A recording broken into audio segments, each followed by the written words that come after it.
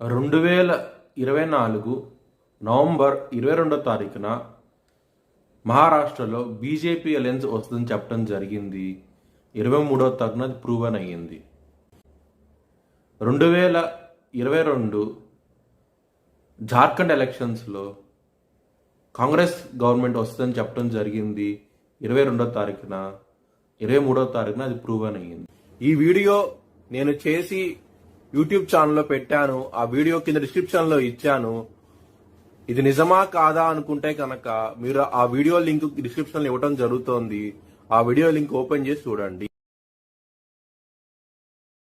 వృశ్చిక రాశికి అధిపతి కుజుడు. వృశ్చిక రాశిలో అనురాధ 4 పాదాలు, జ్యేష్ఠ 4 పాదాలు, విశాఖ 4వ పాదం ఉంటది.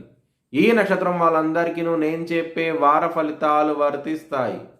ఈ వారంలో లగ్నాధిపతి అయిన కుజుడు కర్కాటక రాశిలో నీచపడ్డాడు.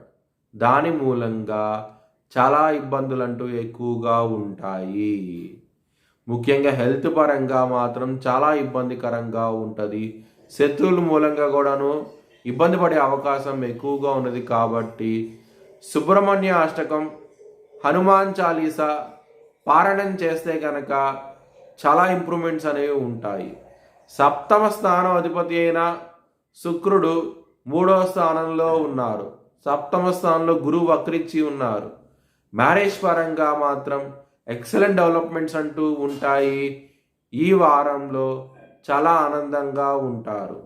ఎవరికైతే వివాహం అవటం లేదో వివాహం కూడా అయ్యే అవకాశం ఎక్కువగా ఉన్నది. ఒకవేళ మీ జన్మ జాతకంలో కనుక దశలు అంతర్దశలు యోగించకుండా ఉంటే కనుక ఇది వర్తించదు. ఎవరైనా సరే విదేశాలకు వెళ్ళాలనుకుంటే కనుక ఈ వారం అనేది చాలా అనుకూలంగా ఉండబోతోంది. లవర్స్కి మాత్రం 3వ వ్యక్తి మూలంగా గొడవలు అయ్యే అవకాశాలు ఎక్కువగా ఉన్నాయి. బుధుడు లగ్నంలో ఉన్నారు, సూర్యుడు లగ్నంలో ఉన్నారు. కెరియర్ పరంగా, బిజినెస్ పరంగా ఎక్సలెంట్ డెవలప్మెంట్స్ అంటూ ఉంటాయి. ఈ వారంలో మీకు బిజినెస్ పరంగా కూడా మంచి కాంట్రాక్ట్ కూడా వచ్చే అవకాశం ఎక్కువగా ఉన్నది. శని 4వ స్థానంలో ఉన్నారు. ఆయన సప్తమ దృష్టితో దశమ స్థానాన్ని చూస్తున్నారు.